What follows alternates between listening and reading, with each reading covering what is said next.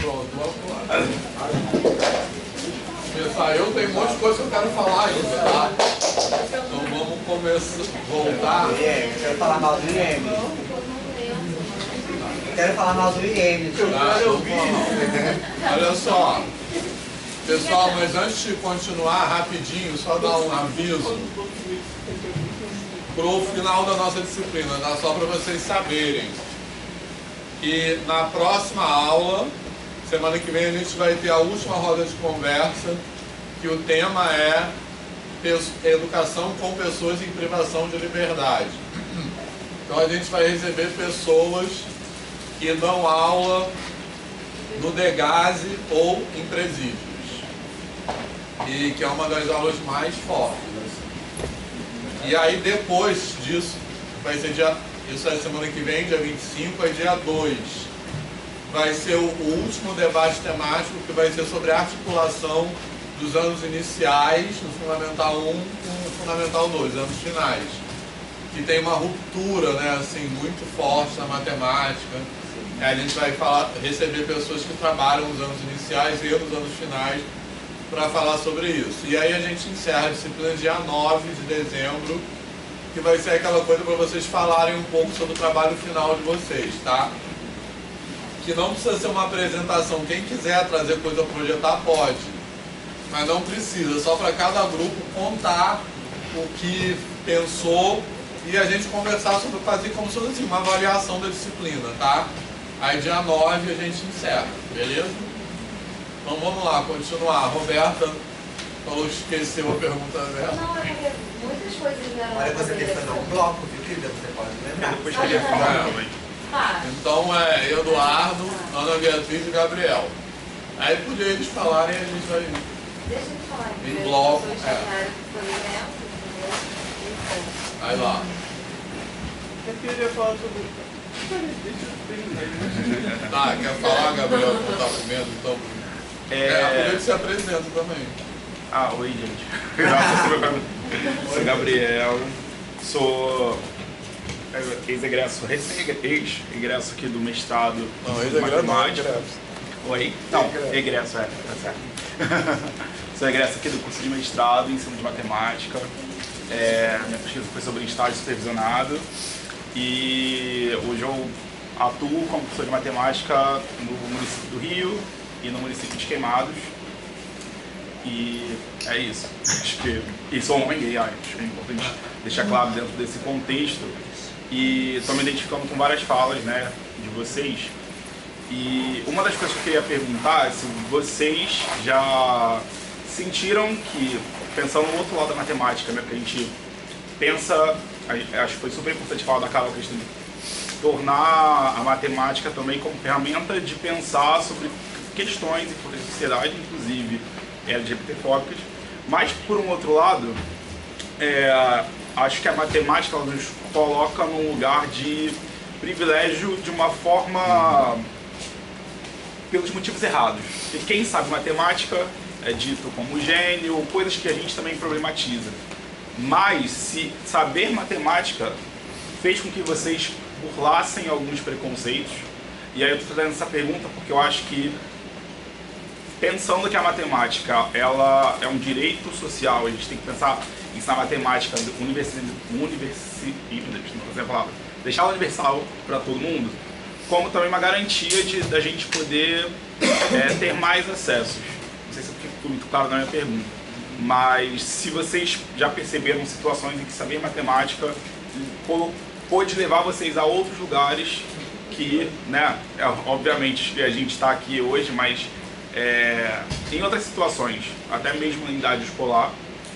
E também acho que a fala de vocês me fez trazer outra reflexão sobre a importância da educação pública, né?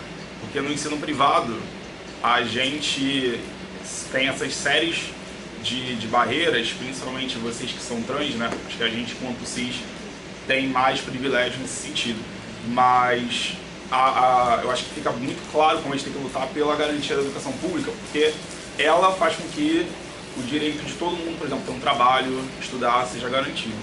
Então, a primeira foi mais uma pergunta sobre a matemática ter trazido esse lugar de poder para vocês em algum momento. E a segunda é mais uma reflexão sobre a importância da educação pública. Só adiantando, primeiro, no meu caso, eu acho que sim, na escola, tá? Depois eu falo mais sobre isso. Deixa eles perguntarem depois, pode ser? Eduardo. Eu só queria citar um exemplo aqui sobre o que a Érica tinha falado, tinha dito, e também o que a Brena comentou sobre os banheiros. Quando eu estava no ensino médio, tinha acabado de entrar no ensino médio, inclusive foi o primeiro ano pós-pandemia, que foi em 2022. Eu tava na escola, eu conheci o representante da minha turma, era uma pessoa trans, o Jack. Aí, tipo assim, a gente conversava sobre as coisas e tudo mais, só que ele passava por situações que eu não estava completamente ciente. Só que uma coisa que, tipo assim, foi a virada de chave para eu perceber toda essa importância, tudo isso que meio que ele carregava, foi que uma vez os garotos, ele é Jack, garoto trans, homem trans, ele estava indo ao banheiro dos meninos e lá dentro, os garotos lá da sala, da escola, não era da nossa sala, era de outras salas, começaram a xingar ele, fazer pressão psicológica, perguntando por que ele estava ali, esse tipo de coisa, de situação. E aí ele, depois de todo esse alvoroço, porque foi um alvoroço imenso, aí eu tive que entrar lá e puxar ele a força para ele poder sair de lá. Aí ele foi lá, falamos na direção, e aconteceu o seguinte, a diretora viu a situação, a coordenadora viu a situação e disse, tá bom, você não entra mais no banheiro dos meninos, já entra no banheiro das meninas. Como se fosse fazer alguma diferença, porque isso afetou o psicológico dele ainda mais. E nisso que ele começou a frequentar o banheiro das meninas, não mudou muita coisa, aconteceu a mesma situação. As meninas trancaram ele no banheiro, ninguém estava sabendo o que estava acontecendo, a gente só foi descobrir mesmo quando ele saiu. Trancaram ele no banheiro e começaram a fazer a mesma coisa que os meninos estavam fazendo, só que os meninos estavam fazendo isso com a porta aberta e gritando muito lá dentro. Tipo assim, era uma gritaria, não só uma gritaria, era uma gritaria com alvoroço que estava fazendo tumulto na escola inteira. Na situação dos meninos, a das meninas foi mais contida e ele falou que ainda foi até pior. Porque, tipo assim, ele realmente não ia conseguir sair porque elas trancaram ele mesmo. E começaram a fazer muita pressão psicológica. Aí eu só queria citar esse exemplo de situações que ocorreram também. É uma escola pública ou particular? Do Estado? Sim. Eu tenho um adendo a fazer. Eu acho que aqui das pessoas que estão falando agora aqui na banca, eu sou a pessoa com mais propriedade, porque eu terminei o ensino médio mais recente. No ano de 2022, eu passei por uma situação parecida. Então, quando eu comecei a educação de gênero, comecei o curso do banheiro, e a escola tinha me orientado a utilizar o banheiro das pessoas com deficiência, o que é algo absurdo. É absurdo. No início, eu falei assim, não, tudo bem, vou utilizar para evitar problemas no início. Só que eu pensei assim, estou no processo de retificação, não que a retificação resolva nada ou não, que a pessoa tem direito, independente de retificado ou não. Vou esperar o documento ser retificado. Quando o meu documento foi retificado, eu fui lá e eu falei, então agora vocês não podem me pedir ao banheiro que eu vou usar, que é o banheiro feminino. Alterem meu cadastro da escola, que todo o meu gênero, identificação de gênero, estava feminino, então essa é a orientação. Porém, antes disso, tinham mais outras duas meninas trans na escola. A minha escola, pelo menos, na minha escola, eu acredito que seja uma regulamentação para todas as escolas adultas. No ano de 2022, eles criaram um termo, que é o termo de acesso ao banheiro para pessoas trans, entre aspas, que é o termo, não sei o nome do termo. Nesse termo, o responsável do aluno, ele assina o nome do aluno,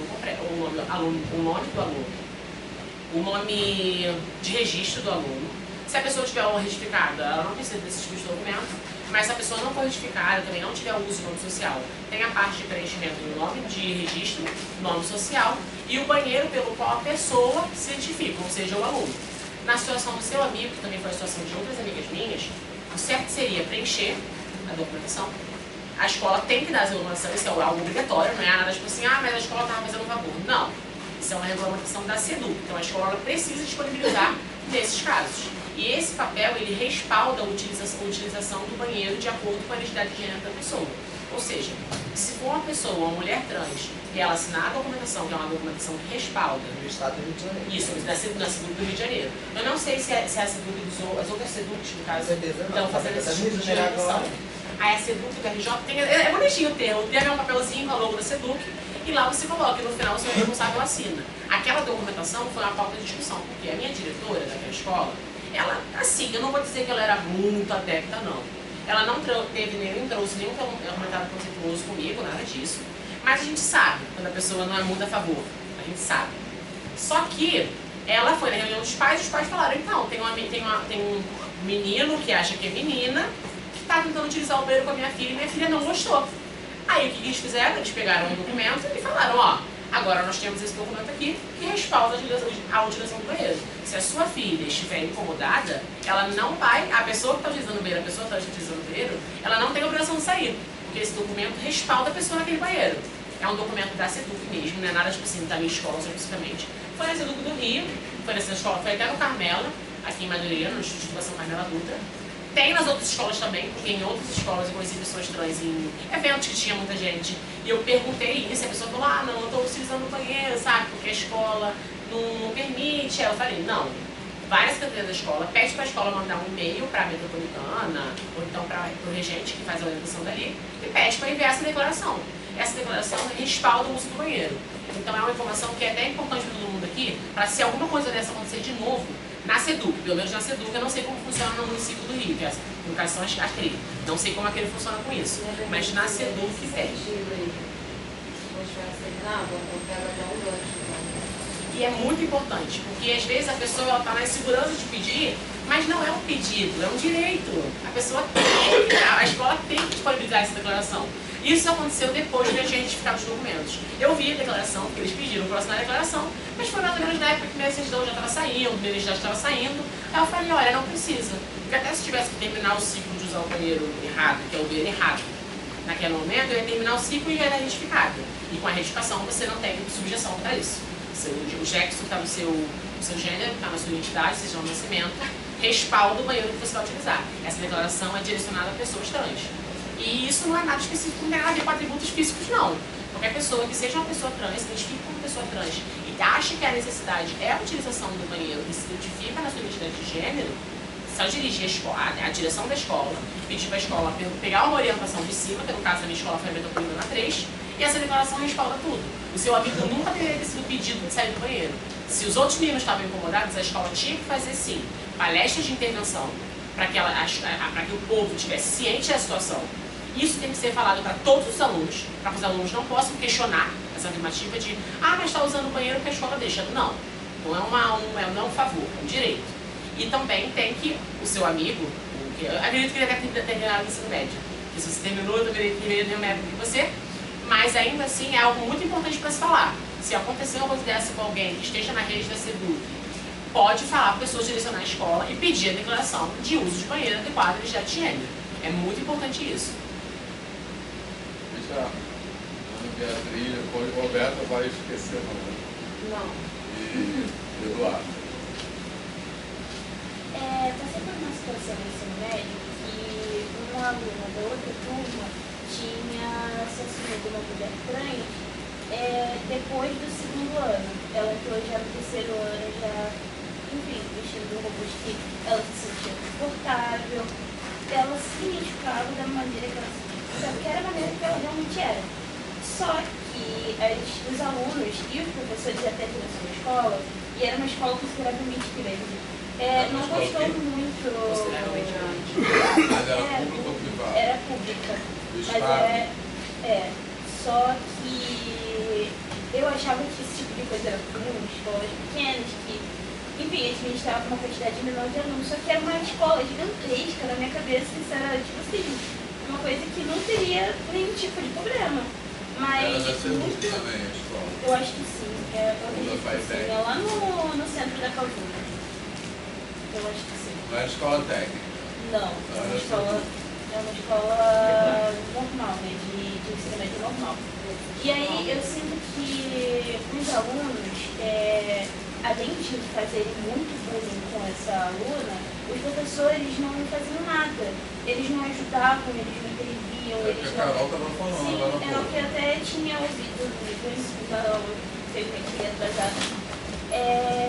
Eu queria saber, nós como futuros professores, como a gente pode fazer para entender esse tipo de situação, levando em consideração que a gente não pode contar sempre com a administração e a direção da escola. Como a gente consegue ajudar esse aluno de uma forma ética, tipo, não se intrometer demais, mas dar aquele apoio que aquele aluno precisa num momento delicado, assim? Ótima pergunta. Então, vamos ouvir a Roberta Eduardo. Não, nesse sentido da legitimidade, né, que eu estava pensando, que até na fala da Érica, eu me lembrei que ela falou que o preconceito vem mais dos professores do que muitas vezes dos próprios alunos, porque as gerações já estão nascendo em outros contextos e realmente a galera mais nova sabe lidar muito melhor com a diversidade do que a galera mais antiga. Então, e aí teve uma circunstância, até num encontro com a Érica, que eu falei de uma aluna que eu tinha, que no diário, o nome era Vitor Hugo, mas desde o 7º ano, na época eu estava com ela no 9º ano, desde o 7º ano ela pedia para ser chamada de Vitória. Todo ano que tinha um professor novo, ela chegava, por favor, me chama de Vitória. E assim, a família inteira dela chamava ela de Vitória. Desde criança ela era uma menina, sempre foi uma menina, e sempre pôde ser reconhecida como menina, porque o espaço acolhia ela bem. Uma menina negra, favelada, da Maré, enfim, de todas as outras coisas, né? E os professores, em todos os outros marcadores, ela tinha todos, não tinha nenhum que não existisse. E aí os professores falavam Vitor Hugo, tipo, como se ela nunca tivesse pedido para falar Vitória. E os alunos da sala não. Na sala todo mundo chamava ela de Vitória. E aí às vezes eu ficava indagando, assim, aí ela falava, não, todo mundo me chama de Vitor Hugo, só você que me chama de Vitória. Aí quando chegava nos conselhos de classe, eu fazia questão de falar. Quando chegava o nome dela, falava nome por nome no conselho de classe. Chegava o nome dela, Vitor Hugo. Falava, não, gente, é Vitória. E aí tinha uma questão muito forte, um catolicismo ali muito presente naquela equipe. E era muito nítido como as pessoas têm essa coisa de... Eu sei que é feio ter preconceito, então a pessoa não fala descaradamente, tipo, tá, é Vitória. Mas continua não validando a menina, sabe? E porque é aquela coisa muito velada, muito mascarada, isso vai dando uma agonia na gente. E aí teve um dia que eu encontrei com a Érica e aí comentei disso, ela me falou da lei que permite o menor de idade, quando o responsável autoriza, que troque o nome no registro, no diário. E aí eu não sabia disso, uma coisa que já existia. E aí... Exatamente, ninguém quer divulgar esse tipo de informação. E aí aquela informação que você me deu aquele dia, eu levei pra escola, eu falei com a Vitória, falei, cara, chama tua mãe aqui, a gente vai conseguir mudar teu nome na chamada, não sei o quê. E aí o coordenador resistiu, que ele é muito católico, mas ela já vai sair esse ano, eu falei, não importa. Mas bimestre que vem vai ter cópia de novo, o nome dela vai estar lá Vitória. E aí a gente conseguiu, nos 2 últimos bimestres do ano era Vitória, mas estava entre parênteses lá, Vitor Hugo. Não ficou parênteses assim. Mas eu ia perguntar para vocês disso, assim, dicas de onde a gente tem acesso a esses documentos que legitimam, porque é necessário. As pessoas fingem que não tem preconceito. Tem a ver com a pergunta dela também. Às vezes eu sinto que esse tipo de... Eu nunca ouvi falar do que acabaram de falar aqui. Eu nunca tive a menor noção, e olha que eu pesquiso sobre as coisas. Parece que as pessoas não, eu digo que tipo, o sistema quer omitir essas informações para que essas pessoas não saibam dos direitos delas o que elas deveriam saber, né? Tipo, é uma coisa que poderia ser conversada até mesmo no início do ensino médio, que é o... Assim, eu vou só falar com a Diana que eu recebi essa informação da declaração do Zubeiro com muito espanto, porque assim, as questões que vão girar em torno dessa situação do banheiro, elas são muito tenebrosas. Então, elas inclusive estão no STF, né? O amigo, aqui presidente da OAB, presidente federal, meu amigo Gabriel. E aí, assim, essa discussão dele ela é muito, muito delicada na realidade. E aí, se você puder depois me disponibilizar, eu agradeço, porque assim, as normativas que giram sobre a questão do nome social, elas são deliberadas pelo Conselho Estadual de Educação. E no Rio de Janeiro a gente tem essa normativa justamente nesse sentido que a Roberta trouxe, que é de quem é menor de 16 anos, da autorização dos pais ou responsáveis, e quem é maior de 16 anos já pode por si só pedir autorização para poder estar utilizando o nome social, que abre um precedente para o banheiro, né? Porque você está com o nome social feminino, entende-se que você vai usar o banheiro feminino, né? Até porque aqui no Rio de Janeiro, sobretudo, a gente tem um conflito muito grande por conta das questões políticas que a gente está envolvida, né? E vocês sabem mais melhor que eu morei aqui até... Ainda moro aqui, né? Mas morei, estou morando mais em Brasília do que aqui, mas até o tempo que eu morei aqui, os grandes conflitos que a gente tinha dentro do ambiente escolar eram relacionados à utilização do banheiro. Então, assim, eu fiquei bem surpresa e tomara que seja super favorável, que dê muito certo para poder não termos mais situações como essa. Porque até então, por exemplo, até eu era professora do CAP da UERJ, a gente para poder conseguir fazer com que esse debate ele fosse levado de forma assertiva para dentro da sala de aula, para dentro da escola, a gente ia colocar no regimento interno, porque não tinha nenhuma legislação que nos ajudasse a colocar o que eles tinham criado, os próprios alunos do Grêmio. Porque os alunos criaram um erro de gente no CAP. O Washington até falou hoje cedo na mesa da tarde sobre o erro de gente, mas essa ideia surgiu em uma parceria com professoras e foi uma demanda dos próprios estudantes, das próprias estudantes. Então, assim, porque a legislação, infelizmente, ainda não abarca nada que condiz com a relação de estar usando o banheiro de forma... o STF ele definiu que a gente tem que usar o banheiro de acordo com a nossa identidade de gênero. Só que quando chega na educação, eles abrem um leque enorme de questionamentos a partir de entendimentos que não são do senso comum, mas de cada uma pessoa que está decidindo sobre aquilo. Que é, por exemplo, uma situação, eu fui diretora de uma escola... com os seus próprios preconceitos. Exatamente. Sim. Aí eu vou assim, eu não acho certo, não pode usar. Mas é isso, vai muito da cabeça de quem está gerenciando a escola. Por exemplo, eu fui diretora de uma escola em 2020 e 2021. Eu tinha a minha escola era de anos finais, né? Sexto ao nono ano. E aí eu tinha 2 meninos trans no sexto ano. 2 meninos trans com 12 anos. Que as mães solicitaram para poder eles usarem o nome social. Antes de eu estar nessa escola, olha só como é o destino, né? O destino é babado, viu? Antes de eu assumir essa escola como diretora, o antigo diretor fez sabe o quê? Com esses 2 meninos.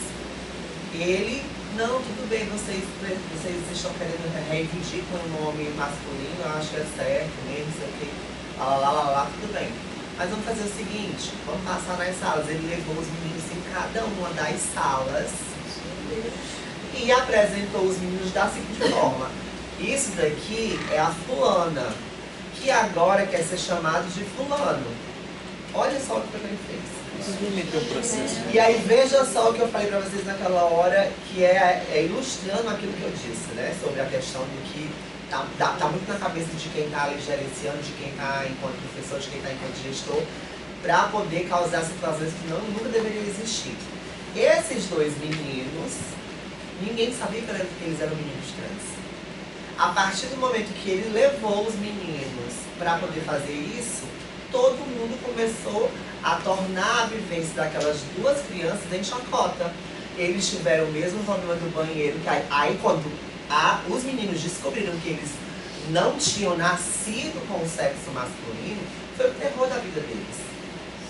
Mas quem foi que fez a situação toda? E aí o respaldo que a gente não tinha enquanto secretária de educação na época para poder fazer essa intervenção. Não existia legislação que dissesse que a gente podia fazer isso. Que a gente tinha que fazer com que eles usassem o meio de apropriação de gênero.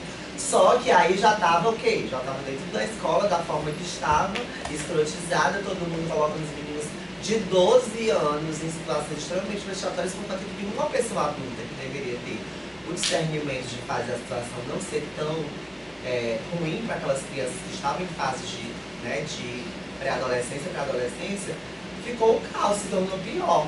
Vejam só. Mostrando uma postura nada profissional, né? Porque mesmo que você tenha uma opinião diferente de um aluno, diferente de um pai, diferente de uma pessoa que você trabalha, você não deve fazer esse tipo de coisa, porque e a sua opinião, Mas do é seu porque eu você pessoal, sabe, não do seu eu profissional. E Mas geralmente as pessoas não, essa elas separação. não conseguem desvencilhar isso, infelizmente, né? Mas E aí quem só esse quem diretor? sofre é quem está nesse momento histórico, porque a gente tem um recorte histórico da população LGBTQIA+. Nesse momento histórico, as pessoas trans e travestis, elas são o espantalho do movimento social e das pessoas LGBTQIA+. As pessoas trans estão sendo colocadas em xeque a todo momento, estão sendo colocadas em situações de extrema vulnerabilidade, principalmente porque a sociedade precisa colocar alguém enquanto esse espantalho, e ali está sendo a gente. E aí o pior de tudo, nessa situação toda, é que a gente, enquanto pessoas que estão dentro do ambiente escolar, acaba potencializando esse sofrimento, que é a partir disso. Porque eu, Érica, sou professora de uma escola. Não é porque eu sou uma pessoa que está no processo de doutoramento, que está estudando essa questão de gênero e sexualidade, que eu, Érica, sei de tudo que precisa fazer lá naquele ambiente, naquela situação. Mas eu, Érica, antes de ser isso, eu sou travesti. Então, quando eu recebo uma aluna travesti, eu vou fazer de tudo para poder ela se sentir acolhida. Mas isso só porque você é travesti? Não. A gente tem que fazer isso porque com qualquer outro atravessamento. Porque quando eu recebo um adolescente negro que está sofrendo algum tipo de situação constrangedora e vexatória na sala de aula, eu tenho a mesma empatia porque eu sei que poderia ser qualquer outro atravessamento que está ali. E entendam só como é importante a gente conhecer.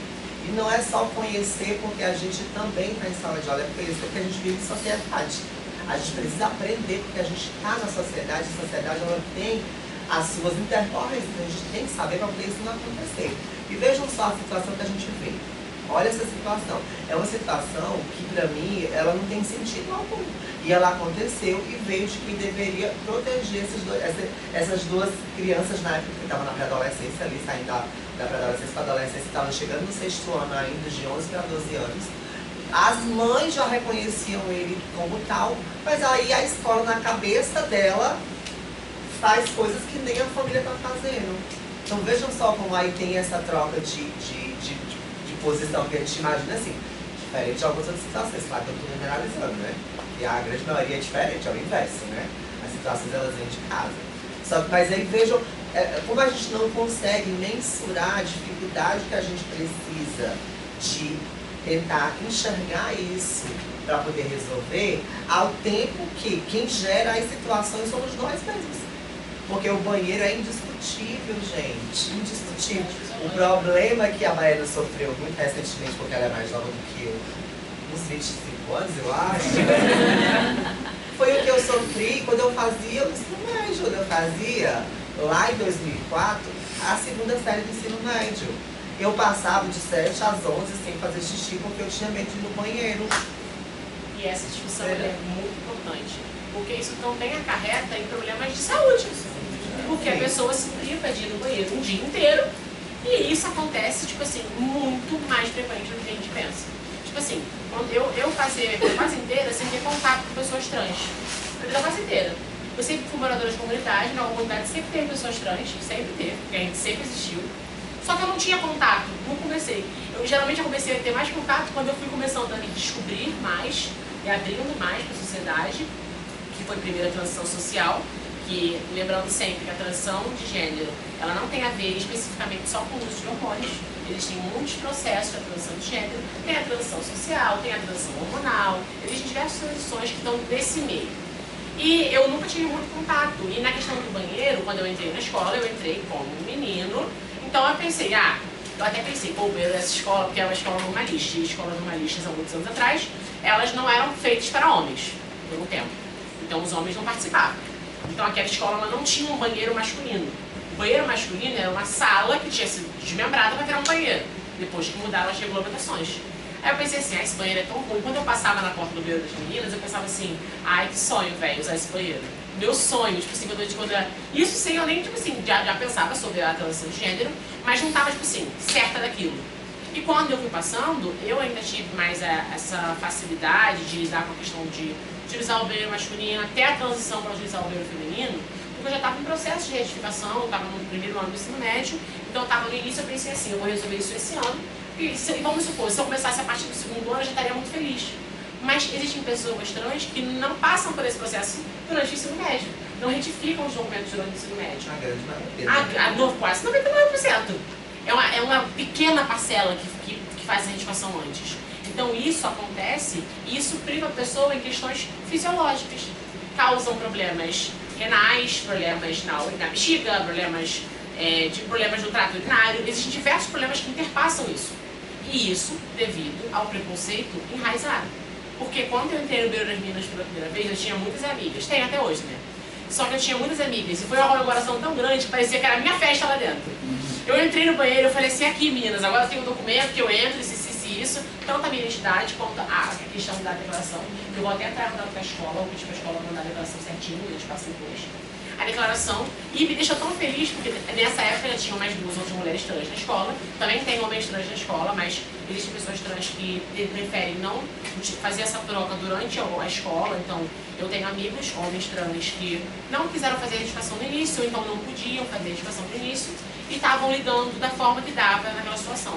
Mas as outras meninas trans, geralmente é até uma coisa que na comunidade trans as pessoas comentam, que as mulheres trans elas são mais radicais, muitas das vezes. As pessoas comentam muito isso. Então nós, eu e minhas duas meninas trans, a gente ficou absurdamente feliz quando apareceu esse documento. Porque eu estava em processo de identificação, mas as minhas amigas não estavam. E não era justo eu entrar, porque eu não sou melhor do que elas. Não sou, nunca fui. Isso não existe. E não era justo eu entrar no banheiro com as minhas amigas para escovar o dente, que era a parte mais divertida do ensino integral, que era depois do almoço, a gente ia escovar o dente para a gente ficar sentada na sala. Todo mundo que estudou integral, independente da escola que for, pensa nisso. Você ia no banheiro, escovava o dente, depois você chegava rápido na sala para você poder descansar antes das outras aulas. Isso é uma coisa tão boba que vocês pensam assim, pessoas cis, pensam assim, eu vou no banheiro, vou escovar o dente e vou voltar. Normal, muito feliz, mas ainda assim é só ir ao banheiro. Mas para nós, pessoas trans, tanto para mim quanto para o Vitor, é um absurdo de bom você ir no banheiro e você simplesmente entrar no banheiro e fazer o que tem que fazer e sair. Sem ouvir nada, sem pensar em nada. Atualmente, eu não passo muito por situações de transfobia durante o dia. Acontece de forma inoportuna, como sempre. Como acontece de forma... Não é normal, é apenas comum, lembrando sempre. Acontece situações de transfobia, mas tem vezes que eu até esqueço. Eu entro no banheiro, faço o que tem que fazer, converso com o povo no banheiro e vou embora. Mas em algum momento, no início disso tudo, foi tipo assim, entrar no banheiro do shopping feminino foi, nossa, a maior felicidade do meu dia.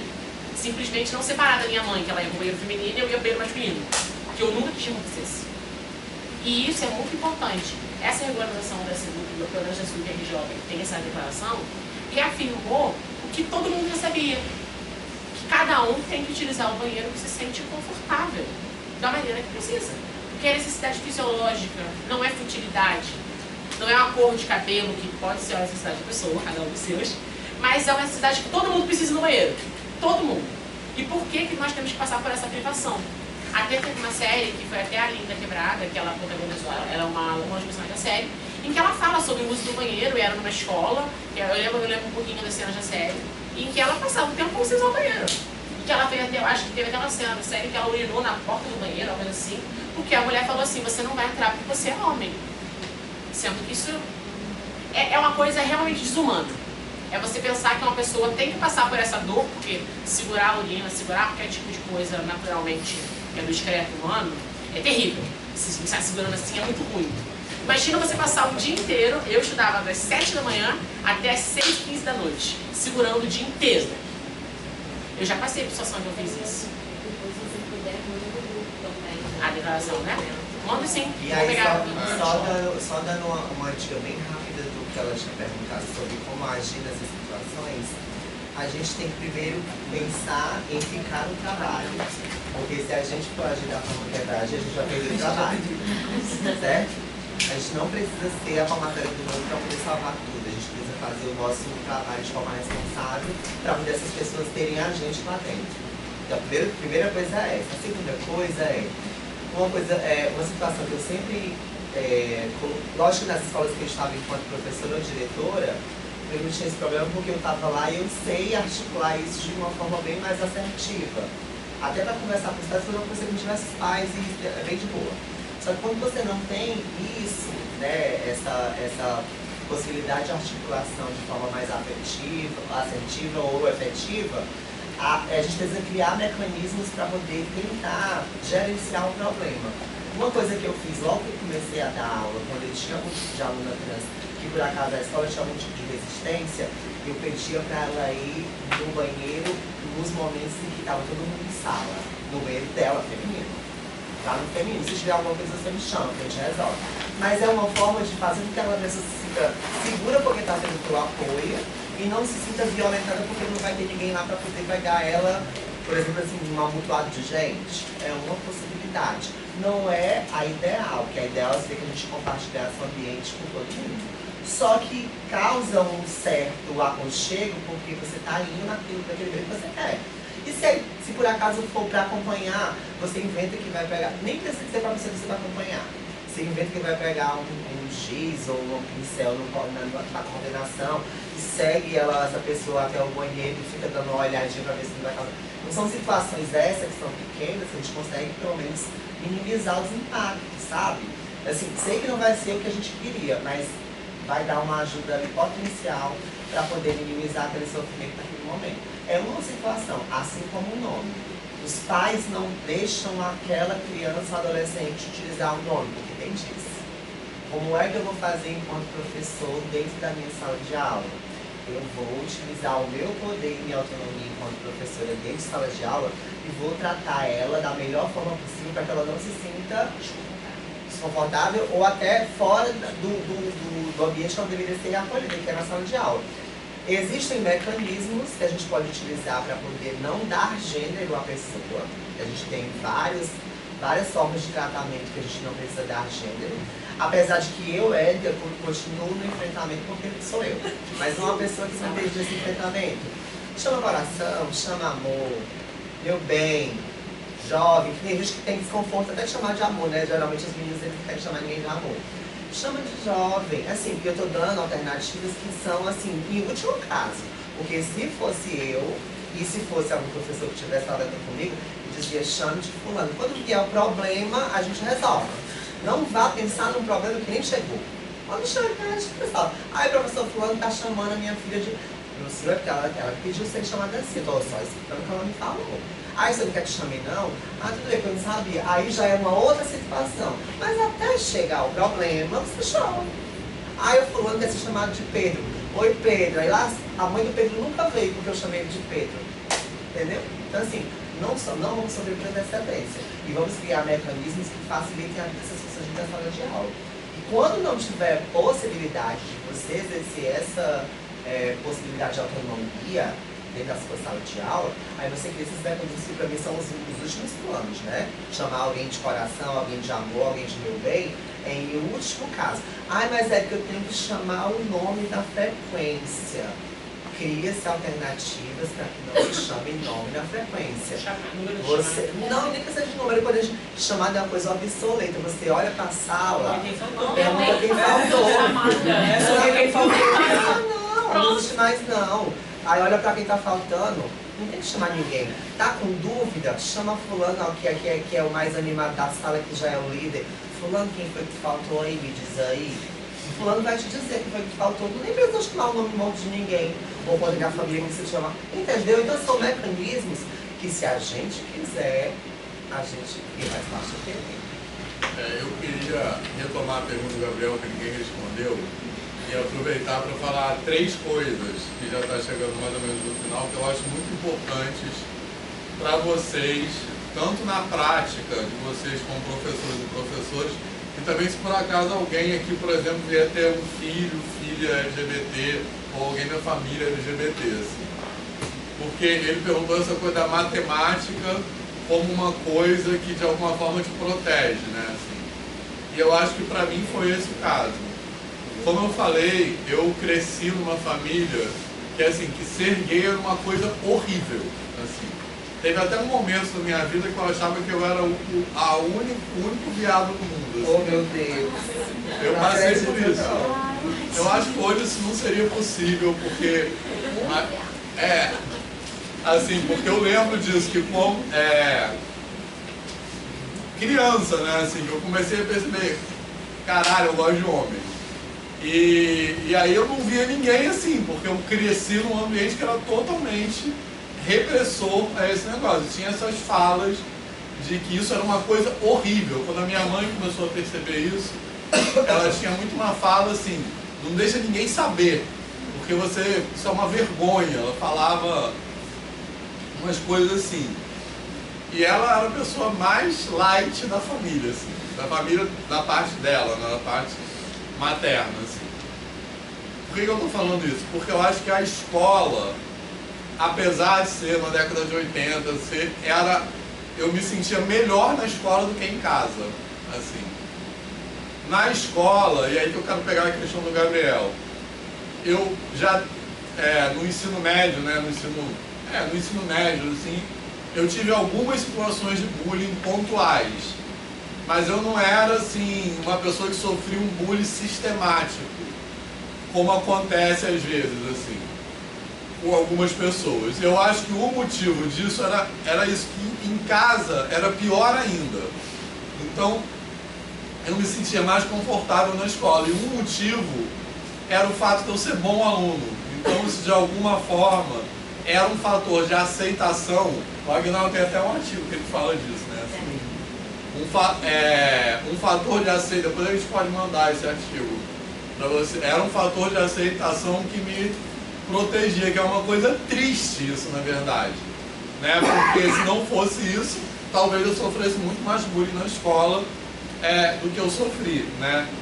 Então eu quero aproveitar isso. Depois eu quero falar duas coisas mais objetivas, assim, que eu acho que são meio que mitos sobre questões de LGBT.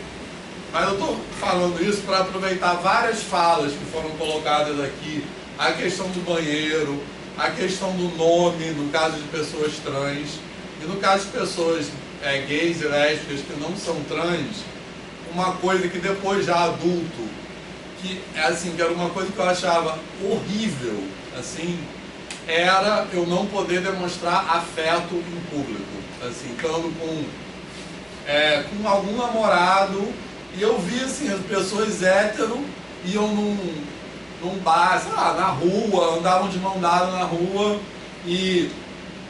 ou se beijavam, assim, enfim, e eu não podia fazer aquilo. Eu estava namorando um cara que eu gostava e não podia fazer aquilo. Eu me sentia, assim, eu acho que não dá para dimensionar o quanto isso é violento, né, assim, pra pessoa. Eu me sentia muito violentado com isso, que era como se eu não posso ser quem eu sou, né, assim, por que eu tenho... Por que eu não tenho esse direito, né, assim, eu não sei explicar direito essa sensação. Estou dizendo isso porque é importante pensar essa coisa do nome que a Roberta falou, né? Tipo assim, os professores sabem que aquela pessoa você quer se chamar de Vitória, mas ele fala, não vou chamar. O quanto isso é violento para a pessoa, né? Assim, você ser opressivo com relação ao desejo da pessoa, e tudo isso que a gente está falando é desejo, não é só desejo, tesão que eu estou falando, não é isso, assim. É tudo isso, o nome, como você quer ser, como você quer se colocar, aí vem outra pessoa e oprime, não necessariamente fisicamente, né, mas até de outra forma não física, né, assim. Como isso, como eu disse, eu não nem explicar direito, como isso é violento, quer dizer que é uma coisa que te desqualifica como ser humano, né, assim. Você se sente menos humano do que as outras pessoas. No fundo, eu acho que é um pouco isso, né, assim. Mata simbolicamente, exatamente. Algum aspecto da sua existência. Exatamente, é como se a sua existência não fosse legítima, né, assim. Tipo assim, roubando sua liberdade de simplesmente ser alguém, ser uma pessoa. E que outras pessoas têm. E assim, como você está falando, essa questão do afeto em público, a questão do banheiro, tudo vem de um lugar de medo, que a gente ameaça. o afeto vai, sei lá, o argumento deles é sempre que vai influenciar as crianças. Isso eu Meu Deus do céu. isso é uma das coisas que eu queria falar. Então é sempre essa ideia de que vai influenciar as crianças, o banheiro, porque vai botar as crianças e as mulheres em perigo, então é sempre um perigo, né? É sempre... E aí, meus cálculos é dados, né? Faço falta total sentido nessa história. E até nessa questão do banheiro, gente, é porque não dá pra gente não falar de banheiro, né? É uma pauta que sempre existiu e sempre vai estar, e eu espero que pare de existir um momento, né? Mas continua existindo quando a gente fala de pessoas trans. E é isso, o que me deixa mais, sei lá, é porque não tem nenhuma palavra para esse sentimento, né? Mas o que mais acaba com a gente, assim, é essa ideia de que a gente ameaça. Então, a mulher trans não pode usar o banheiro feminino porque ela está ameaçando a segurança das mulheres e das crianças. Mas se eu entrar no banheiro feminino, eu também estou ameaçando as mulheres e as crianças. Então, assim, a gente realmente tem que fazer xixi no meio da rua. Não tem lugar pra fazer xixi. Então, é muito complicado. A cara da ameaça. Gente, que ameaça é essa? E aí, só vou aproveitar que eu peguei a fala para falar, inclusive, do que você falou, né, e o Vitor também, sobre esse lugar de poder, né, de privilégio por causa da matemática. E aí eu já vou puxar até o gancho pro Ian, se quer, eu quero falar do Ian. Fala nem falei mal do Ian, gente. A gente nem chegou nesse ponto. Então, só falar rapidinho, porque ele falar do Ian agora, fudeu. Não, é bem rápido. Eu queria falar duas coisas muito objetivas, assim, como eu falei, são mitos sobre as questões de LGBT. Uma que o Vitor falou, que você não pode influenciar ninguém a tipo assim, virar viado, virar sapatão, que tem isso, né? Os pais, se eu der uma boneca pra pessoa brincar, vai... Então, eu acho que isso é muito importante vocês pensarem, não existe isso. Não tem nada que você possa fazer. A orientação sexual vem eu não sei como é o processo genético, se não é, mas não tem nada externo que você possa fazer um comportamento social que influencia a sexualidade da pessoa. Então, o senhor falou, né, que você achava que você era o único. Exatamente. Então, o que levou? Exatamente. O que te influenciou? Perfeito. Então, eu cresci no meio de hétero, então era pra ser hétero também. Também cresci no meio cis. E a outra... Não heterossexuais crescerem em famílias conservadoras. Exatamente. Então, acho que isso é muito importante vocês pensarem. Tanto, como eu disse, para os alunos de vocês, ou se vocês tiverem alguém na família. Tiverem filho, venham a ter filho se é LGBT ou sobrinho. E a segunda coisa, que eu acho que também é bem objetiva, que também eu acho que é um mito, é que não existe uma relação direta entre orientação sexual e identidade de gênero. Porque eu lembro assim, quando a minha mãe começou a perceber que eu era gay, ela falou, então você vai querer se vestir de mulher. E pra mim nunca teve a ver com isso. Ser gay nunca teve a ver com me feminilizar. Quando para algumas pessoas tem, então não tem uma coisa assim... exatamente. Outro episódio na escola foi quando eu botei brinco, quando eu furei a orelha. Assim, eu tinha 17 anos, 18 por aí. Aí a psicóloga da escola me chamou para falar que eu estava me feminilizando. Não tinha nada a ver com isso. Era porque os meninos... ficou na moda, eu queria entrar na moda. Os meninos totalmente héteros. Jogador de futebol por orelha. Exatamente. Então, são coisas completamente separadas. Então, orientação sexual, basicamente, por quem você tem tesão, por quem você se atrai. Identidade é como você se identifica. Então, uma pessoa pode ser, como estou falando no meu caso como um exemplo, para mim, a minha orientação de ser gay, de gostar de homem, não tem nada a ver na minha cabeça com me tornar mais feminino. Mas para outras pessoas pode ter. E também, uma pessoa pode ser trans, por exemplo, pode ter uma mulher trans que fique com mulheres. Então, a pessoa ser uma mulher trans ou um homem trans, não quer dizer que ela é uma mulher trans porque ela quer ficar com um homem necessariamente. Então, acho que isso é muito importante também vocês tirarem da cabeça, tá? Que não tem nenhuma relação, assim, de causa e efeito, digamos, sei lá. Era isso. Eu ia responder, na verdade, falar do Gabriel sobre essa questão da matemática como, né, botar a gente a um privilégio.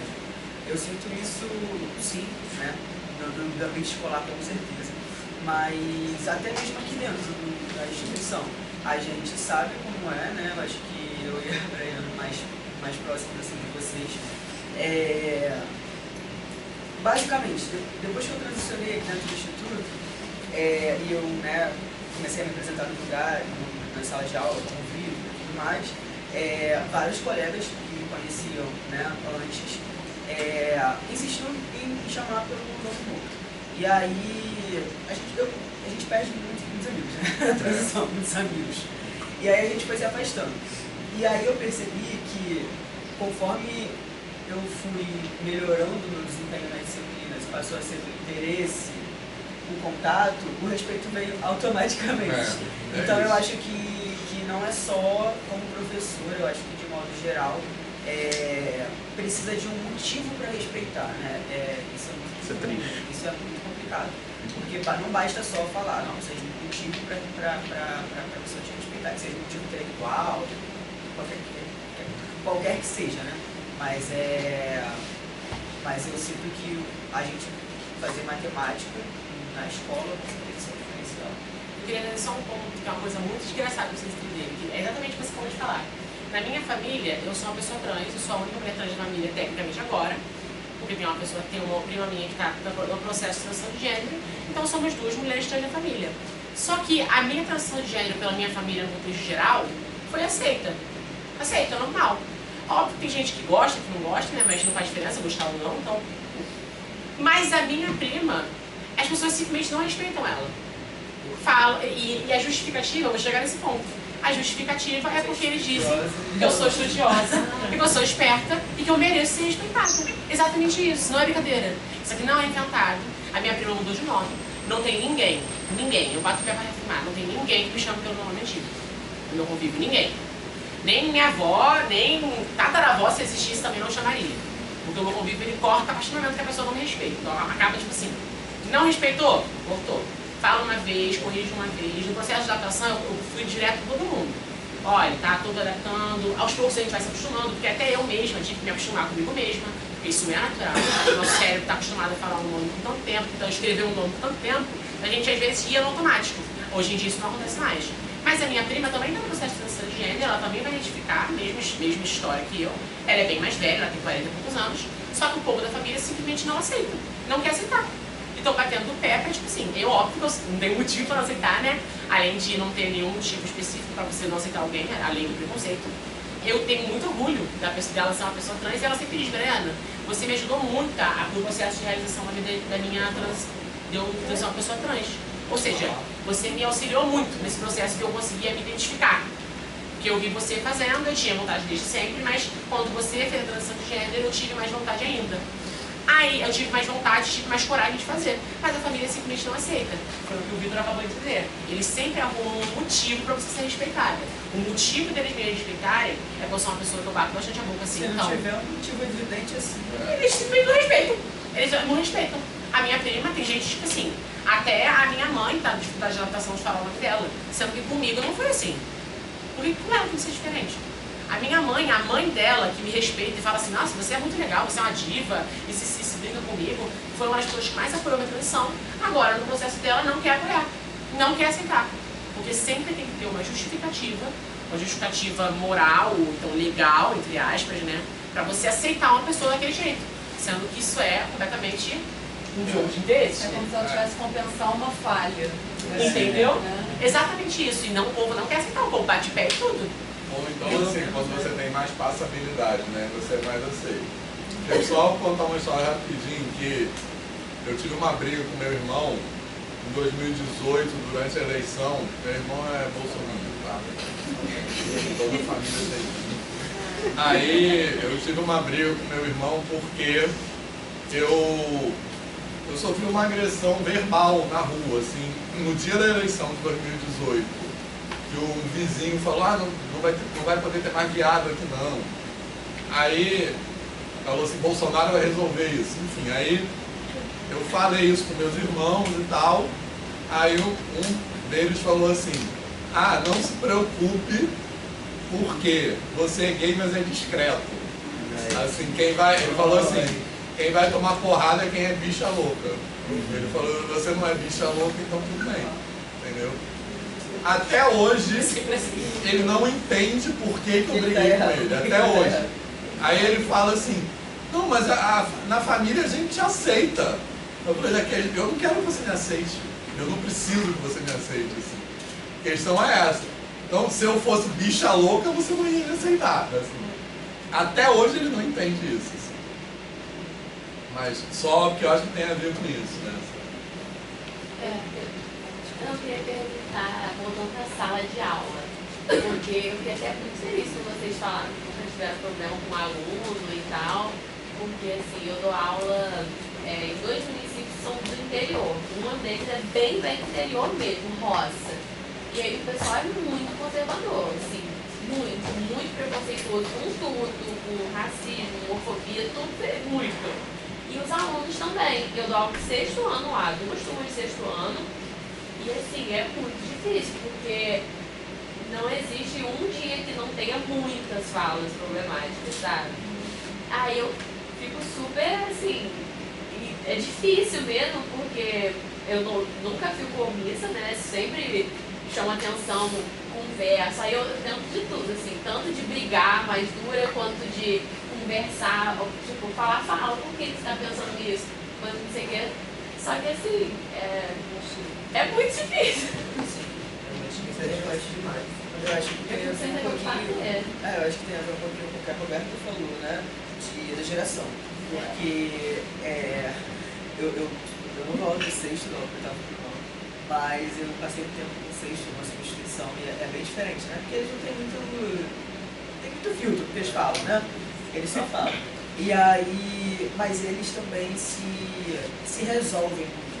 Assim, então às vezes eu já ouvi coisas assim, quando eu falo assim, eu nunca passei por uma situação explícita de uma agressão, por exemplo, uma agressão transfóbica, seja de verbal, enfim, por um aluno, mas eu escutei coisinhas, né?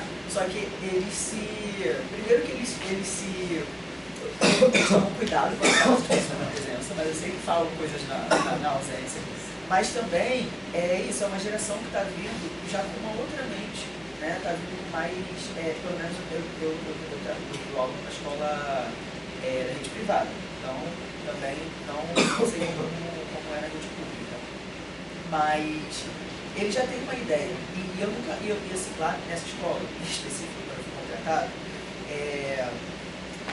esse movimento, né, essas escolinhas, eu vou falar agora desse meio particular, essas escolinhas construtivistas, de elite, né, é um movimento de mostrar quando eles são, né, então assim, eu falo que eu achei que eu ia arrumar um emprego, eu consegui esse emprego com muita facilidade, porque o olhinho brilhou, assim, é uma coisa de, vamos ter uma figurinha atrás da escola, mas não estão preparados para lidar com nada que possa vir. Então, assim, na entrevista queremos muito te contratar, precisamos muito de diversidade, mas você é discreto, sabe? Você vai chegar e vai falar as coisas com os alunos, sabe? Então, assim, então lá, né, por enquanto eu estou no primeiro ano, eu ainda estou fazendo os laços necessários para não perder o meu emprego. O mais importante é a gente ter o nosso salário para ir no final do mês. Tudo bem, já continuar existindo nesses espaços. Mas assim que eu sentir mais liberdade, espaço para agir, né, eu vou começar a atuar mais nessas situações, né? Mas, de modo geral, as próprias crianças, elas colocam as coisas. Então, às vezes eu escuto, não sei o que para ela.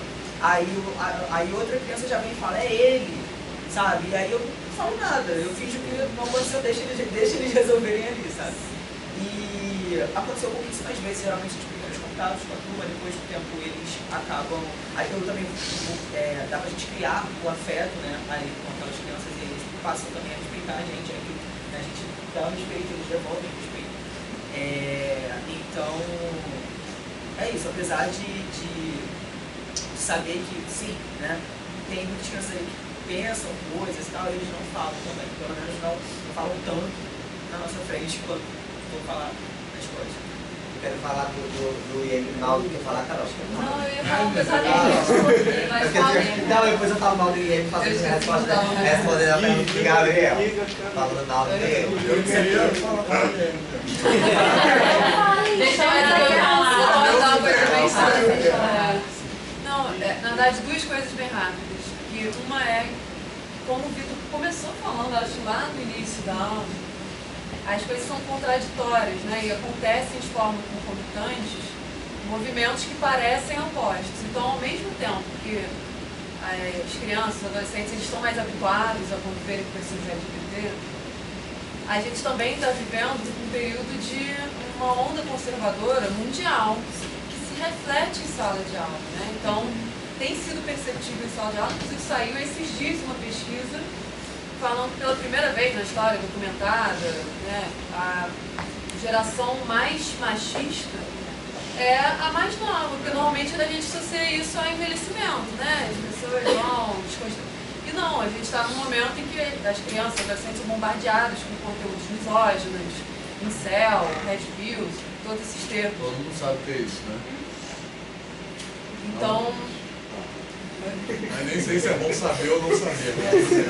Mas que são discursos extremamente odiosos em relação à mulher, ao feminino, ditam comportamentos esperados de mulheres, né? Então, a gente vai lidando com movimentos que são contraditórios, são avanços e retrocessos concomitantes, né? Está sempre em disputa mesmo. E a outra coisa que eu ia comentar é em relação ao uso do nome social, mesmo quando não há autorização da família, porque eu também tendo a comprar sempre essa briga, lá no meu colégio, né, onde eu trabalho, já está mais ou menos estabelecido que se há o nome social aprovado da família, tem que se usar, todo mundo vai usar, né? Os professores, quer dizer. Mas a violência, ela também vem de forma mais sutil, porque quando um aluno pede para usar um nome social, a primeira coisa que alguns professores fazem é falar assim, mas tem autorização da família? Porque eu não quero ter problema com a família. E o fato é que nunca há problema com a família, né? Eu realmente nunca presenciei. E, na verdade, fazer esse movimento de usar, mesmo que ele não esteja formalizado, né, como você comentou, ajudar nesse processo de informar sobre direitos, né, isso já é uma forma de auxiliar. E a gente sabe que a escola, quando não se há o movimento vindo da casa já, de aceitação, de incentivo, etc., a escola pode ser o espaço para construir esse corpo, né? Essa segurança, essa rotina, esse lugar, antes de entrar na família. Né? Porque tem famílias que, de fato, são conservadoras, ou, a princípio, o estudante tem algum receio de formar por N motivos, né? E a escola pode ajudar a construir um lugar de segurança até para entrar essa discussão na casa do aluno, quando ele se sente seguro, né? Então, quando a gente tem esse tipo de postura, de usar o nome social, que é uma coisa simples, né? Só você chamar a pessoa pelo que ela pediu, né? Não é algo grande, assim, né? E já pode causar realmente uma diferença, um acolhimento, assim, porque essa a existência da pessoa. Vai só falar do IEM? Eu ia falar pra você, mas eu ia falar outra coisa, mas assim... Não, você disse que ia falar do IEM, né? Falo. Não, eu ia falar do uso das palavras, porque a Érica se identificou como travesti, assim. É um comentário que eu queria... Não sei, alguém já viu a bio do meu Instagram? Sim. O que tem escrito? O que tem escrito? Professor de matemática Viado. e viado. Professor de matemática antifascista e viado, né?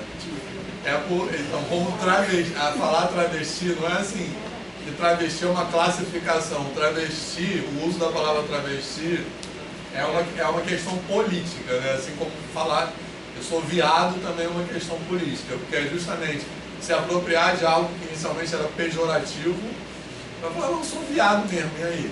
Entendeu? Aquela coisa que eu falei um pouco de quem está errado é o outro, não sei, quem é homofóbico, não sou eu. Então essa coisa da apropriação é como se a pessoa pegasse, jogasse uma pedra, a gente pega essa pedra e torna um instrumento de empoderamento. Assim. Era isso. Não, eu também sou. O negócio da animalização, né? A Rita Moment fala no vídeo dela disso. Sempre diminuir o outro, a nossa sociedade está falando de usar o nome de animal, né? Vaca, piranha, viado, Pode me chamar de vaca. tem vários. Não, eu queria falar do IEM. Então, assim, já fazendo a resposta à tua pergunta também, Gabriel, porque assim, é muito engraçado que ao tempo que no lugar que mais a gente se sente mal por as pessoas acharem que a gente não tem que estar ali, é o lugar que dá credibilidade para que a gente possa fazer a nossa narrativa de potência, né? E aí eu coloco isso num lugar de muito enfrentamento, sobretudo aqui, né? Porque eu sempre tive muitas situações, mas aqui foi babado. Aqui no IEM, na primeira semana, me chamaram de viadão, que sabe que eu tinha pau. Foi mesmo. Foi. Primeira semana, tinha o Xerox. Vocês não têm Xerox no bloco, não sei porque a gente fez a Xerox. O cara da Xerox achou que dentro da sua grande importância enquanto pessoa que nem me conhecia, ele poderia falar isso sem nem me conhecer, sem ter feito nada com ele. Então, assim, ao tempo que estou nesse lugar que é meu e que me dá essa credibilidade para além dele, porque me dá, né? Quando eu chego falando que eu sou professora de matemática, e aí vocês vão já se perguntar a minha tese, eu vou anunciar, né? A minha tese é: você é professora de matemática? É uma pergunta, né? E as pessoas sempre fazem para mim. Então, assim, você é professora de matemática? Eu falo, sou. Elas pensam de outra forma com relação a mim. Então, assim, elas tiram o espantalho da travesti e dizem assim, não, é inteligente. E eu nem sou essa professora de matemática que é loucamente inteligente. Eu sou mais professora do que professora de matemática na realidade. Eu gosto muito de matemática porque eu tive, antes da matemática, a licenciatura, eu sou formada em administração financeira. E aí eu queria ser professora, fiz licenciatura em matemática, né? O Rio já agradava. Mas assim, eu sou bem mais professora do que professora de matemática. Só que a matemática me colocou neste lugar de poder. Ao tempo que quando eu entro no Instituto de Matemática, as pessoas elas me colocam nesse lugar que não é meu, né? E quando eu passo no corredor e as pessoas ficam se cutucando, lógico, isso no começo, depois elas, né? Mas elas ficavam se cutucando. Quando eu estava na sala da pós-graduação bem aqui, para poder fazer leitura de estudos no bloco B, todo mundo ficava se olhando, porque eles achavam que era para eu estar lá. Então, o tempo que eu tenho esse poder, quando eu digo para as pessoas que não são desse ambiente, e elas me credibilizam de forma potente, porque elas acham que eu sou o supra-sumo da inteligência, e eu não sou, porque eu não sou perfeita e nem quero ser. Vai ter momentos que eu vou precisar estudar trigonometria para fazer aula de trigonometria, porque eu não vou lembrar, eu não sou obrigada a lembrar. Sim. Nós não somos obrigadas a lembrar. Eu não sou obrigada a lembrar de cálculo 3, eu nem tive cálculo 3, eu tive 1 e 2, na minha época eu não tinha nem 3. Então assim, por que eu tenho que estar lembrando direto daquilo? Então vejam só o lugar que a gente tenta desconstruir. E eu não estou tirando a importância da matemática, porque como eu falei, ela me colocou em lugares que eu jamais pensei em estar. Quando eu falo que eu estou terminando o doutorado em ciência de matemática, as pessoas ficam de boca aberta. Elas imaginam o Einstein aqui, ou então, né, algum outro Pitágoras, Aristóteles, que não existe mais, a gente pensa que tá ali, né? E aí eles pensam que é essa pessoa, e eu não sou essa pessoa, só que ela me credibiliza. E claro que eu, como boa pessoa, esperta que sou, utilizo desse mecanismo para poder fazer com que a gente se fortaleça enquanto identidade. Mas é muito difícil viver aqui, nesse ambiente aqui, né? O Vitor acompanhou direto, e eu fico, por isso que eu sempre falo, quando eu vejo a Braiana, quando eu vejo o Vitor aqui, eu fico extremamente feliz porque eu sei o que foi que eu passei. Tinha professor que falava que a gente passava o dia se masturbando, que a nossa pesquisa era bateção de punheta. E professor em grupos de alunos e ex-alunos que não era institucional, mas estava institucionalizado porque tinha essas pessoas nesse grupo. Professores que foram para o processo administrativo porque colocavam minha foto em grupos de alunos. E diziam que a minha pesquisa era uma bateção de punheta. Que a gente gastava dinheiro público batendo punheta, porque isso não era matemática. Então assim, eu sei que passei, eu sei que eu passei aqui. Então quando vocês verem esse olhar de vaidade, que às vezes nem é vaidade, é mais de brincadeira mesmo, é mais no sentido do que eu sei o que eu passei. O Aguinaldo sabe o que a gente passou. As ameaças que eu sofri, de teóricas do currículo, que acham que são as donas da realidade, da verdade, da vontade da gente pensar. Eu sei o que eu passei quando a minha foto é a do Igor Buzzi, rolou em todos os grupos da UFRJ, rolou em todos os grupos, né, de pessoas de extrema direita no Brasil, e essas pessoas vieram no nosso Instagram nos atacar. E assim, a priori era discussão para poder entender o que era a nossa pesquisa, só que não era sobre a pesquisa, porque quem quer saber sobre a pesquisa vai pesquisar para poder entender. Eles não queriam saber, eles queriam só me chamar de homem mesmo, porque no final eles me chamavam de homem. Claro que eu tenho toda uma questão de equilíbrio emocional que não vem de agora, e isso não me abala. Apesar de que essa primeira situação que a gente teve aqui no IEM, ela foi muito forte, porque foi na primeira semana que eu cheguei aqui. Eu tinha pedido licença de 2 lugares, que eu sou professora, sabe, lá no Ceará. Eu pedi, deixei toda a minha vida para trás, claro, nesse sentido. Vim para o Rio de Janeiro, que eu nunca tinha vindo, e a primeira vez que eu escuto é isso. E aí teve toda uma mobilização, falamos com a vice-reitoria, com as decanas, né? Decidiram retirar o cara, que era o cara da chefe que estava aqui. Mas sabe o que foi que aconteceu depois? Ao invés da sensibilização por conta da situação que eu tinha sofrido, que foi extremamente escrota, as pessoas acharam ruim porque ficaram sem chefes. Tá entendendo? Olha como é. Os professores foram penalizados também, ou só o moço da chefe? Foi só o moço da chefe, porque na realidade ele que falou, né? Ele que fez. Mas esses professores é outro episódio. É outro episódio. E foi penalização também. Mas de alguma maneira eles foram penalizados. Ele foi pro processo administrativo. E aí o advogado falou pra mim assim, eu fui lá na reitoria e o advogado falou assim, você conhece ele? Eu falei só de ouvir. Não queria conhecer o advogado da reitoria, que precisa ser uma pessoa isenta, né? E ele falou que você nem queira conhecer ele, que é uma pessoa asquerosa. Olha, o advogado. Mas ele faleceu, né? Ele faleceu, o Hans. Ah, é verdade. Entendeu? E aí, no final de contas, eu fui violentada e ficaram olhando o cara, fiquei pra mim porque eu achava que saiu. Sendo que quem foi chamado de viadão e dizendo que nem sabia da minha genitália, nem que soubesse. Não era o direito dele falar isso. Nem importa. Nem importa. E assim, falar isso numa semana que não sabe nem quem sou eu sempre tratei ele bem. E aí eu disse pra ele, sabe que eu fui lá, né? Fui lá e disse, olha, eu vim aqui falar com você. Aí falei toda a situação e ele confirmou que era ele que tinha falado. Porque é uma coisa bem carioca, que vocês sabem, marquei, que é verdade. Eles confirmou. E aí eu disse, pois é, mas é engraçado que se eu subisse agora nesse vídeo aqui, quebrasse com chute, quem passasse aqui no corredor só ia saber que a travesti é violenta. Eu ia saber o que tu falou comigo, não é? Ninguém ia saber. Aí ele, não, desculpa, não. Eu não vou resolver com você na violência não, porque eu não estou aqui para fazer isso, como você fez comigo. Mas eu vou resolver isso judicialmente. E aí, assim, foi um pontapé que foi dado para as discussões que aconteceram aqui dentro e para algumas ações. Mas olha só o lugar que me colocaram novamente. Ao invés de me apoiarem, se sentiram, né, na liberdade de dizer que eu tinha tirado as cheques. Nem imagino a violência que eu sofri. Claro que isso não me abalou depois, né, mas no primeiro momento abalou. Só que olha só como é incrível essa dualidade. Ao tempo que eu estou num lugar que me coloca no topo de muita coisa, num topo que eu nem queria estar por muitas vezes, porque eu não sou essa pessoa no bloco, já falei pra vocês. Eu erro, tem hora que eu esqueço o número, tem hora que eu vou fazer o cálculo, eu começo fazendo o cálculo, depois eu peço para começar de novo, e é isso mesmo. A gente não tem que saber desenvolver cálculo sem errar não, né? Eu sou essa pessoa. E aí, ao tempo que eu estou nesse lugar, dentro daquele lugar, eu sou tratada dessa forma, e aí eu preciso ter uma força que a gente tem que ter, porque ninguém precisa ter essa força se não for a gente, travesti. Todo mundo aqui consegue andar nos seus corredores sem, tipo, lógico que vai ter violências para algumas pessoas que estão dentro de alguns atravessamentos. Mas a grande maioria das pessoas que passam pelo IEM e pelo CT, elas não têm problema algum quando passam pelo IEM e CT. E eu não, quando eu tive a primeira vez que eu conheci ele, foi isso, não. E eu estou falando isso para poder vocês entenderem o lugar que a gente está.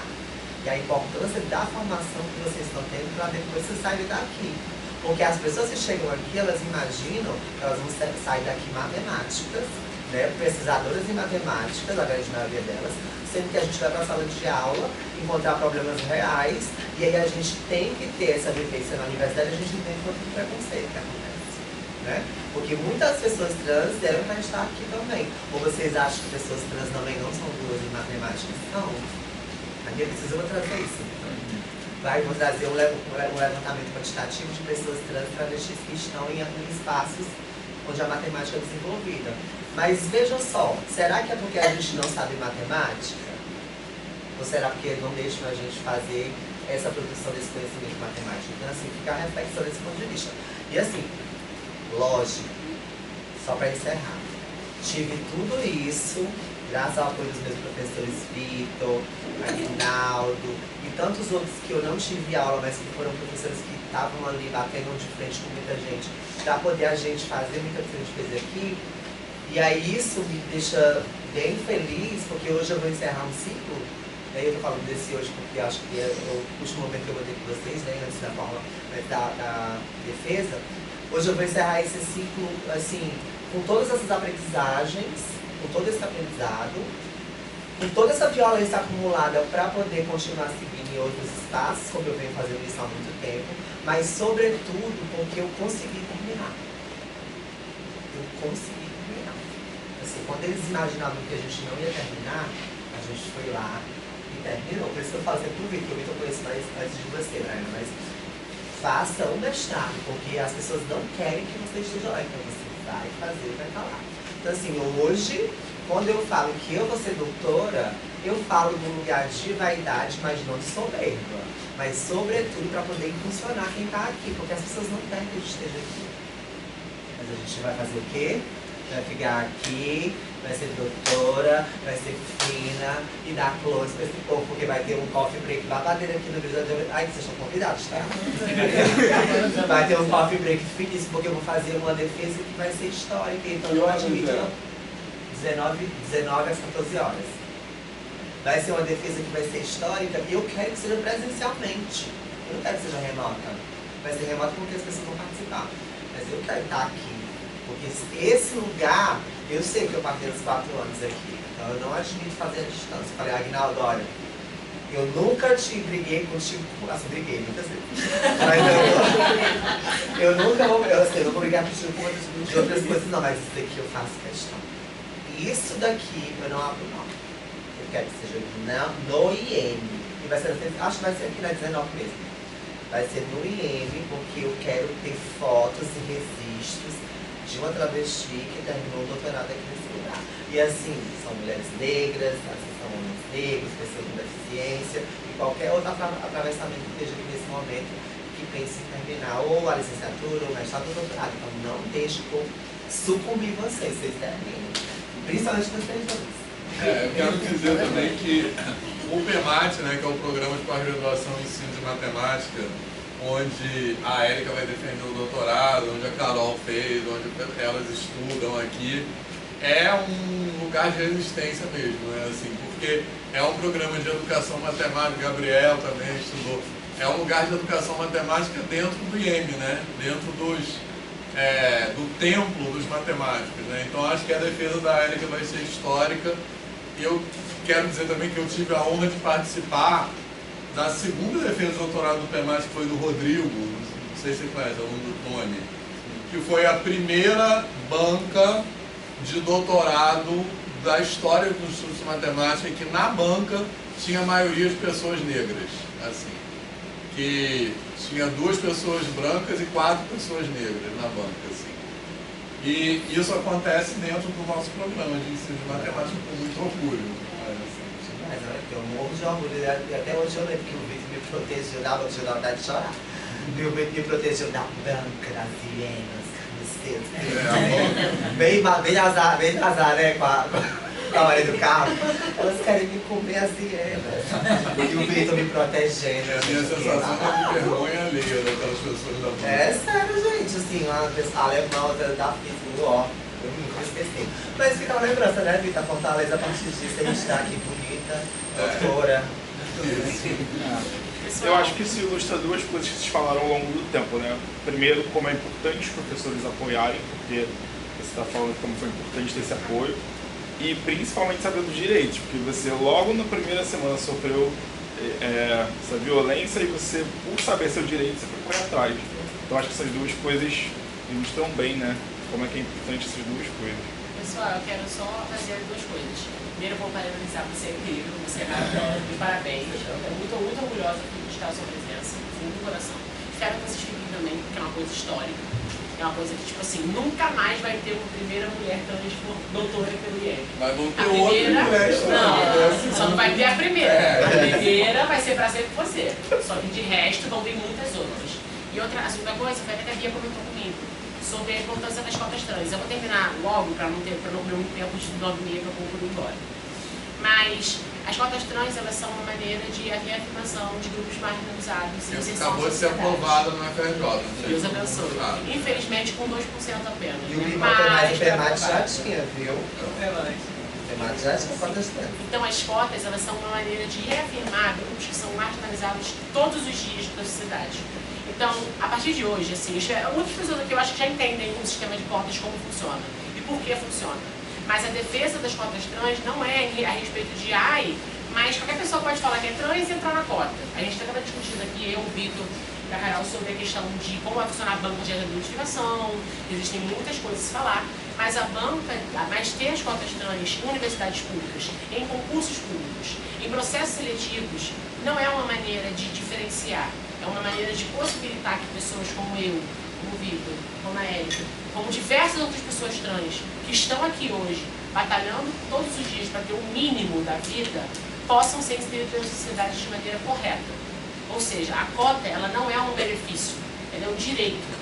Então não ajam como se ter cotas trans fosse uma coisa assim, nossa, uma salva de palmas para a FRJ. Não, eles precisam fazer isso, porque isso é forma de reparação histórica. Existe 0,3% de pessoas trans em universidades públicas ou privadas. Essa é a pesquisa feita pelo ANTRA, a mais recente que eu vi. Isso é um absurdo. 0,03 é uma quantidade, assim, mínima de pessoas trans. Quantas pessoas trans que você anda pelos corredores aqui, principalmente aqui no CT, que é o Centro de Tecnologia, que é muito bem marcado pelas ciências exatas, ditas exatas, quantas pessoas trans você anda assim, você vê, vai contando assim no dedo? Quantas vezes eu já estive sentada aqui com vocês, todos vocês aqui que estão aqui na turma, e mais pessoas que não estão aqui agora, que até foram embora, quantas vezes eu não estive sentada aqui e só tinha eu de pessoa trans aqui?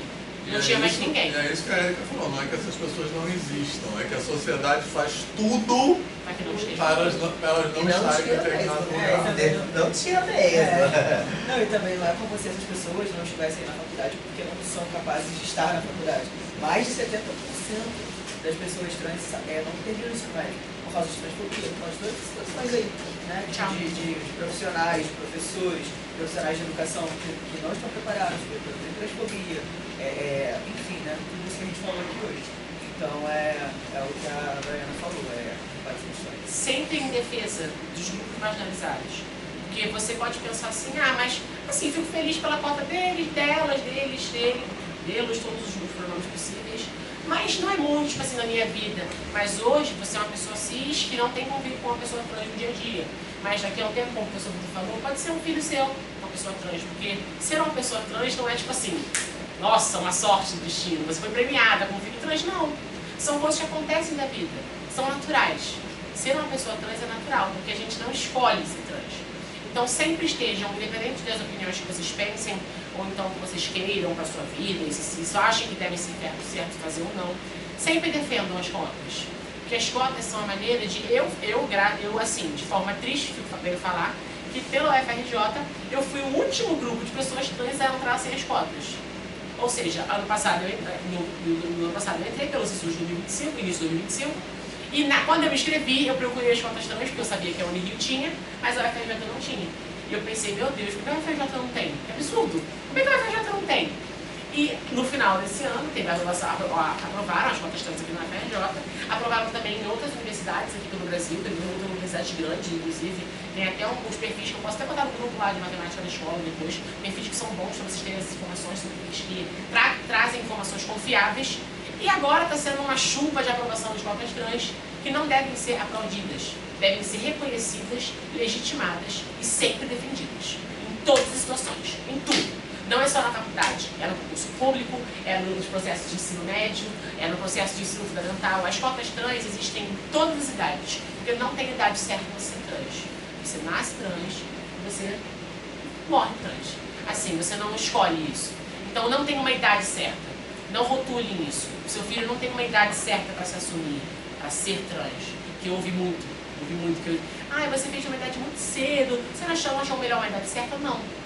A idade certa ideia, né? E essa discussão parece bastante na sala de professor. É uma fase.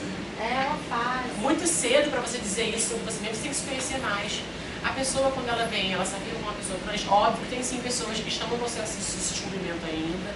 Nós até falamos que são pessoas queers, que elas estão no processo de se descobrir em como elas se enquadram nessa grande sigla que é a sigla LGBTQIA+. Mas eu sou trans e vou ser trans até o final. Eu garanto isso pra vocês. Assim, eu vou morrer doutora, né? Se Deus quiser, eu serei doutora também. Então, assim, vou morrer doutora e trans. Então, assim, no meu caixão não vai estar escrito que eu sou trans. Mas quem teve a honra de me conhecer, quem teve a honra de conhecer a Érica, quem teve a honra de conhecer o Vitor, quem teve a honra de conhecer todos vocês, sempre vão lembrar. Porque eu sou o maior orgulho da minha mãe. Ela sempre diz, não porque eu sou trans, mas por tudo que eu lutei e por sempre bater o pé pelo que eu acho certo. Não porque eu estou sempre certa, e sim porque eu sempre vejo valor pelo que lutar e por que lutar. Nenhuma luta é de legítima. Não diga que é de legítima só porque ela não é sua.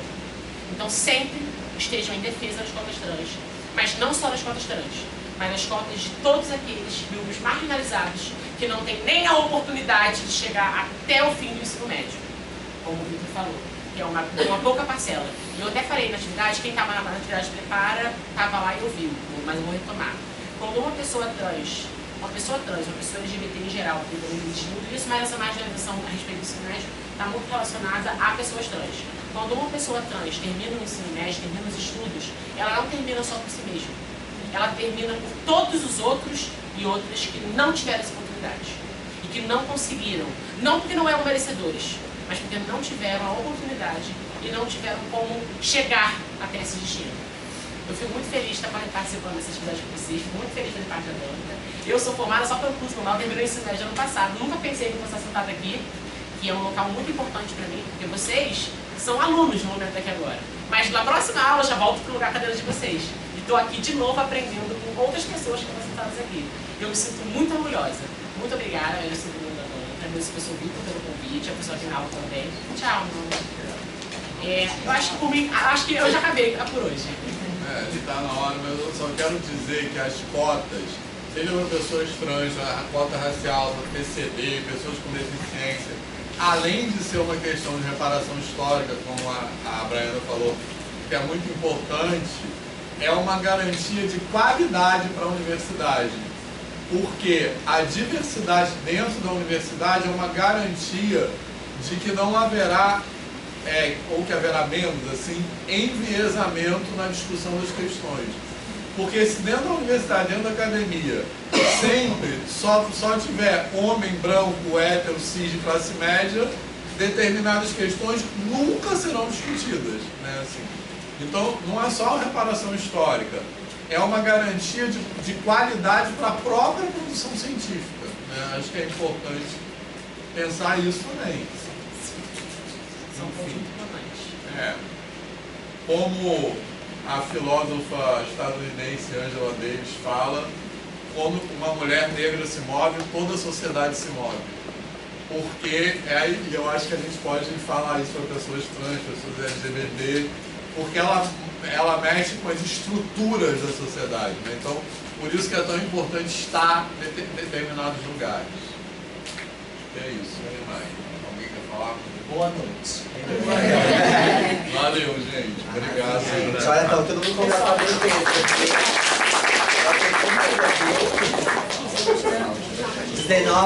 19 de 10, de amanhã não.